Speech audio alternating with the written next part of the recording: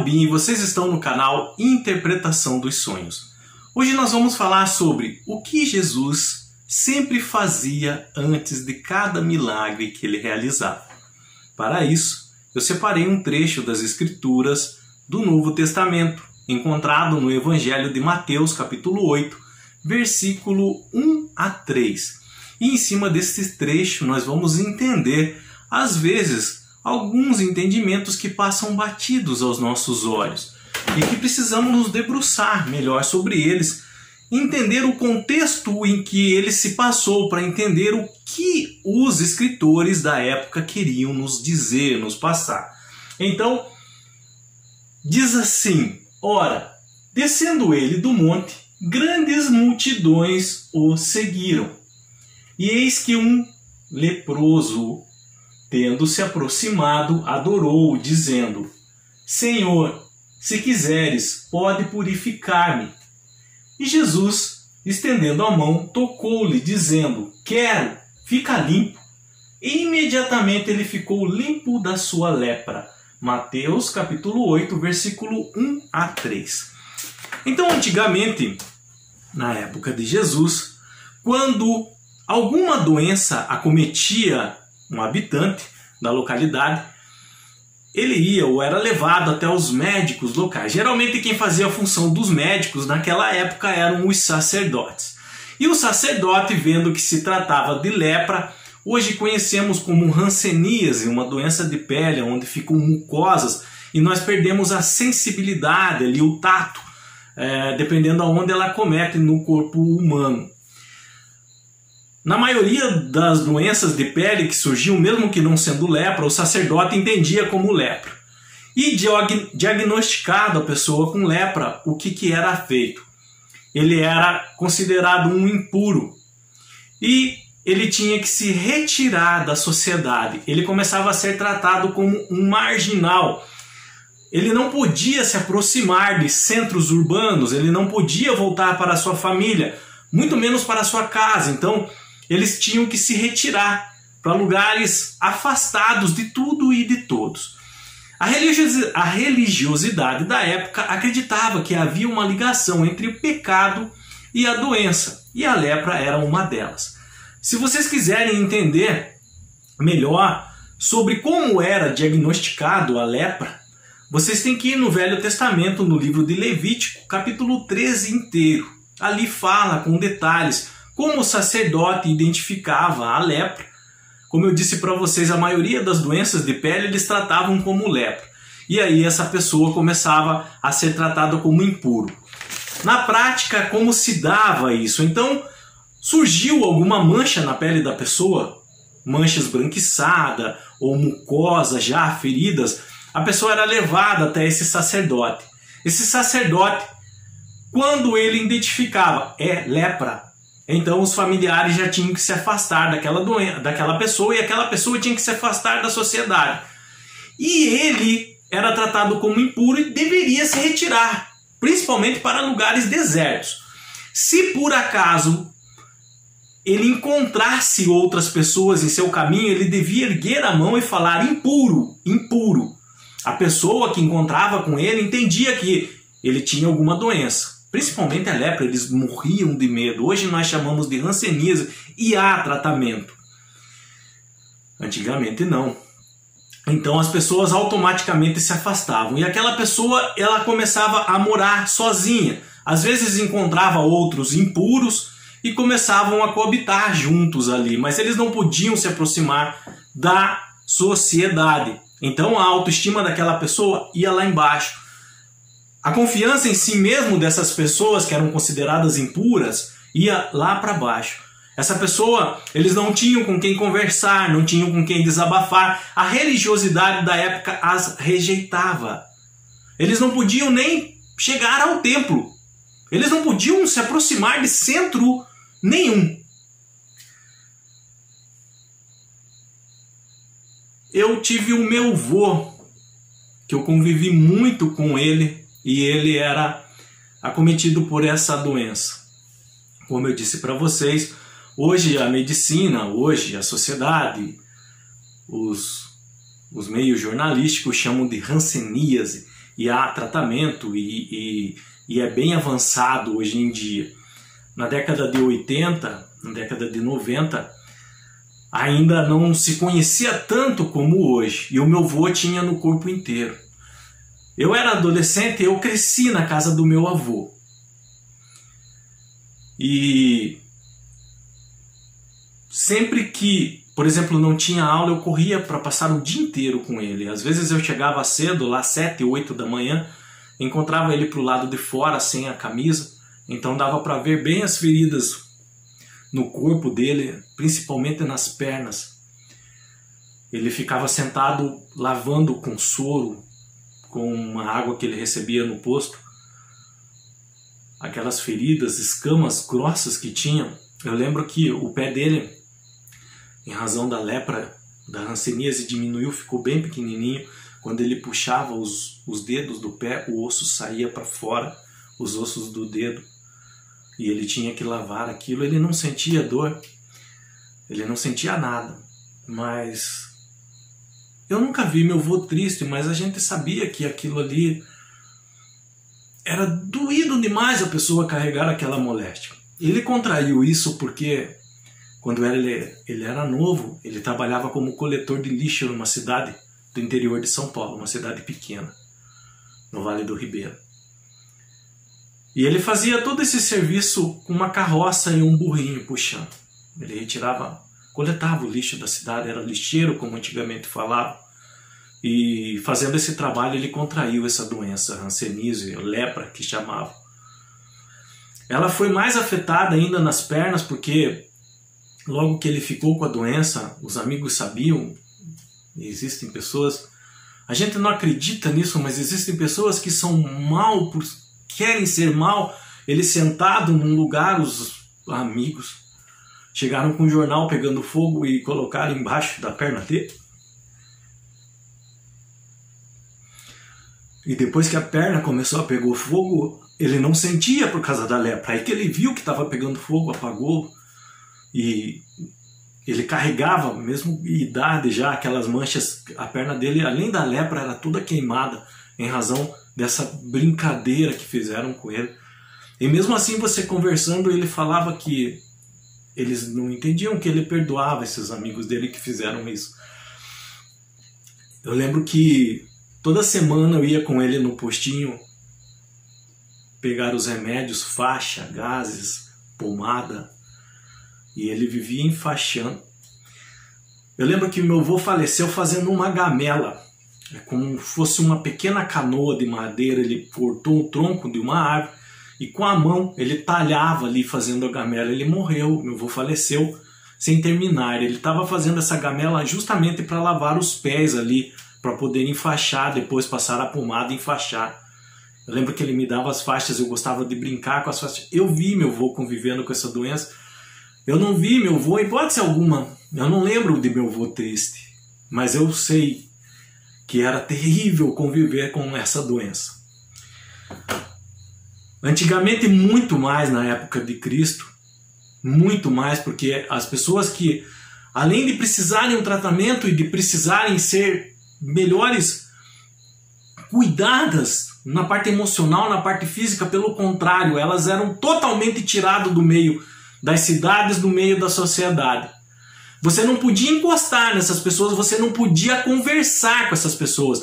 E essas pessoas, se não se identificassem como leproso, impuro, elas também recebiam penas. Às vezes poderia ser até a morte. Então elas tinham que gritar: é impuro, sou impuro, para a pessoa se afastar. Eu peguei essa passagem em específico porque aqui é bem claro uma coisa que Jesus fez quando escutou esse senhor que era acometido pela lepra o chamar: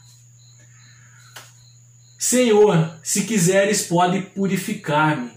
Então esse senhor, ele viu Jesus passar com uma multidão atrás dele, e aí ele começou a chamar Jesus. Outras pessoas que estavam seguindo Jesus podem até ter gritado para ele: não se afaste, não se aproxime que você é impuro. E aí começaram a puxar Jesus. Ó, Jesus, cuidado, aquele cara ali, aquele senhor que está chamando você é impuro, ele tem lepra. Não se aproxime. Jesus deve ter só balançado a cabeça.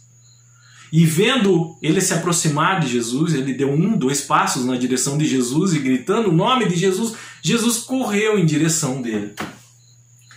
Então, Jesus,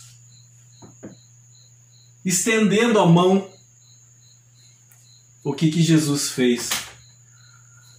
Jesus tocou-lhe. Jesus tocou ele primeiro. Antes de realizar o milagre, Jesus encostou nele.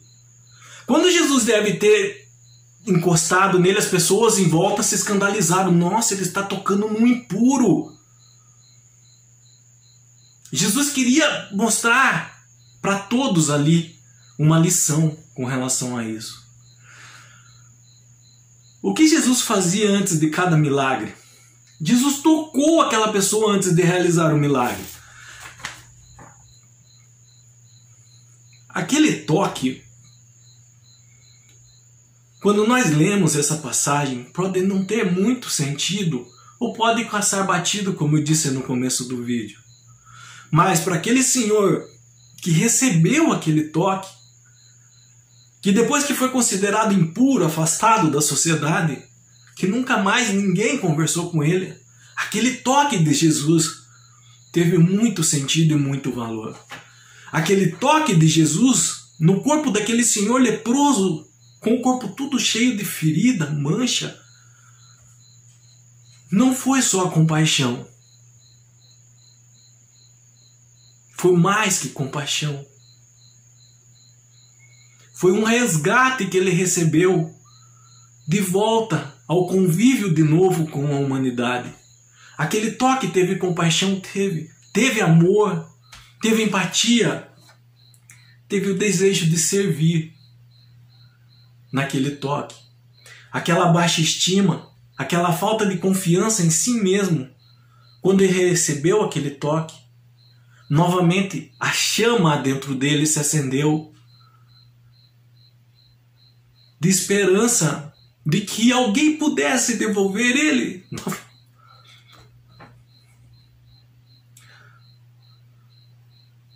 Não era só a cura da doença.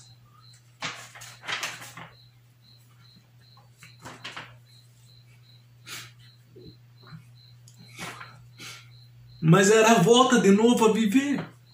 A ver parentes, filhos, filhas.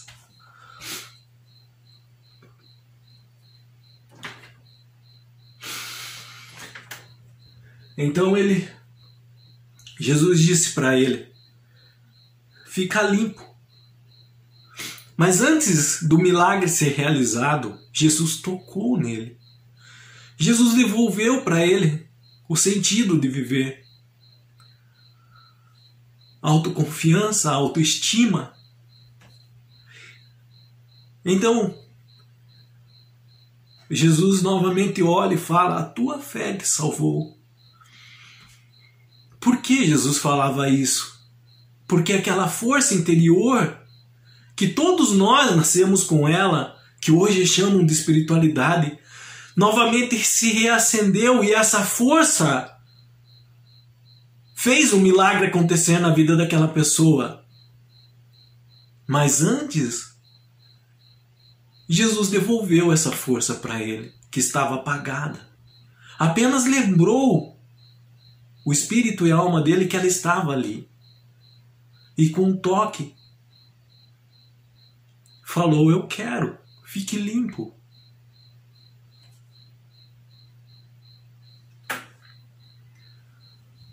E imediatamente ele ficou limpo da sua lepra.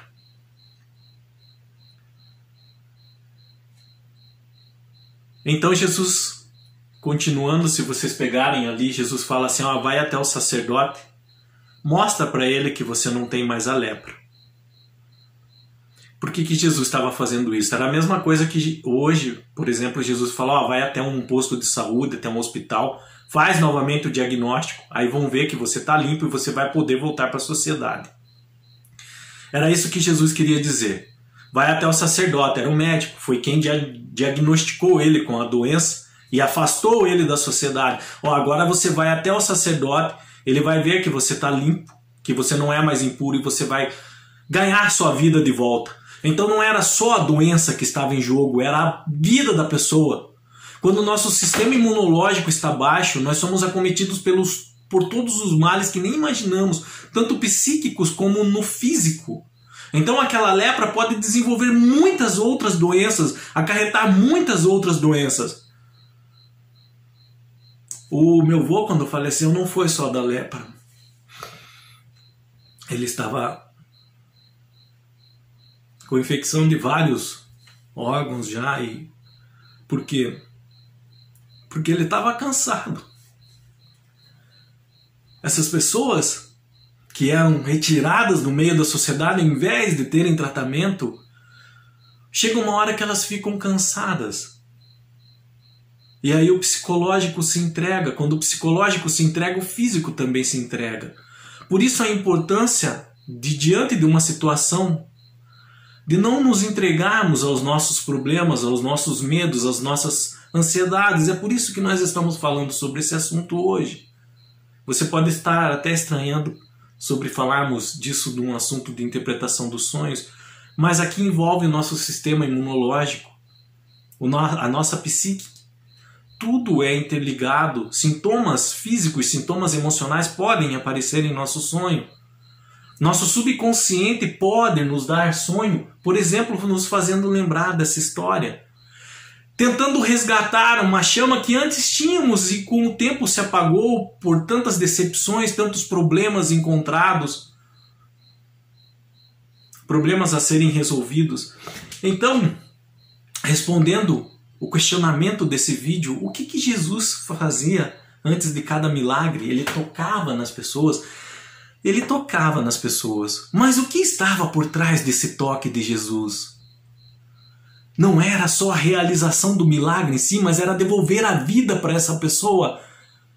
A autoestima, a autoconfiança. O que estava por trás deste toque? Nós temos que entender que Jesus não disputava fiéis. Ele acolhia a quem sofria. Jesus não estava fazendo proselitismo. Jesus ele estava indo atrás das almas que sofriam. Sofriam por erros da própria sociedade, por erros nossos, por consequências dos nossos próprios erros também. Mas não fiéis. Ele acolhia a quem sofria.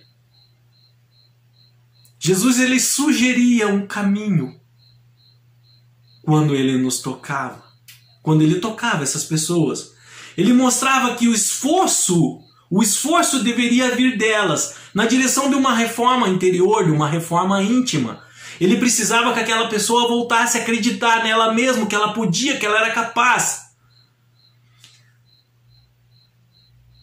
As Escrituras mostram que aquele homem deu alguns passos na direção de Jesus e gritava: Jesus,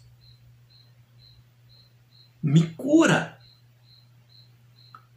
Então, quando Jesus realmente ouvia e ele dava 1, 2 passos na direção de Jesus, Jesus corria até ele. E não importava se era impuro ou não era, Jesus o tocava antes de realizar o milagre. Então, nesse sentido, nós podemos ver que nós temos que dar alguns passos também. Nós temos que nos esforçar em algum sentido. E você pode procurar, vasculhar as Escrituras. Na maioria dos milagres descritos, Jesus olhava para a pessoa que recebia essa dádiva e falava: a tua fé te salvou. A tua confiança te salvou. A tua autoestima te salvou. O acreditar te salvou. Mas isso é necessário um esforço. Agora entenda a importância daquele toque que Jesus deu naquele leproso que nunca mais tinha recebido um toque na vida dele. Vai saber quantos anos ele estava naquela situação, 10, 20, 30, 40, 50, e nunca mais havia recebido um toque de uma pessoa. E Jesus, não importando as feridas que ele via, as marcas, Jesus o tocou. E aí sim, fique limpo. Mas primeiro precisava fazer ele acreditar de novo. Jesus não incentivava o uso de muletas religiosas, de religiosidade em si. Espiritualidade nós nascemos com ela, religiosidade não. Aprendemos depois. Os partidos religiosos da época colocaram aquele homem naquela condição, o afastando da sociedade. Quando deveriam cuidar dele? Quando deveriam cuidar dele? Jesus não incentivava o uso de muletas no sentido de religiosidade. Ele ensinava o caminho que eles deviam percorrer com as próprias pernas e desenvolver a sua autoestima e confiança em si mesmos. Por isso que ele condenava tanto o proselitismo, que só queria angariar fundos dessas pessoas, tirar o que elas tinham, e não mostrava caminho nenhum. Jesus as ensinava. Quantas vezes nas escrituras Jesus as ensinava a pescar? Jogue a rede naquela direção. Ele dava o peixe quando era necessário, quando era extremamente necessário, sim. Mas o sentido da vinda dele era ensinar o homem novamente a acreditar em si mesmo que era capaz, que poderia ensinar o homem a ter a compaixão do próximo, empatia, amor, desenvolver a espiritualidade que eles nasciam com ela, naquela época chamavam de fé. Podem tirar tudo de você, mas não podem mexer na sua fé, não podem mexer na sua espiritualidade, e com ela basta para você mudar o que precisa ser mudado na sua vida. Somente com essa palavrinha pequenininha, fé, hoje chamam de espiritualidade. Mas você tem fé? Pode ser bem pequenininha, basta para você mudar o que precisa ser mudado, basta você querer. Se você der um passo na direção de Deus, Deus move o mundo em tua direção. Compaixão, empatia com os marginalizados da sociedade, por padrões impostos da sociedade, isso Jesus condenava. O que Jesus fazia antes de cada milagre?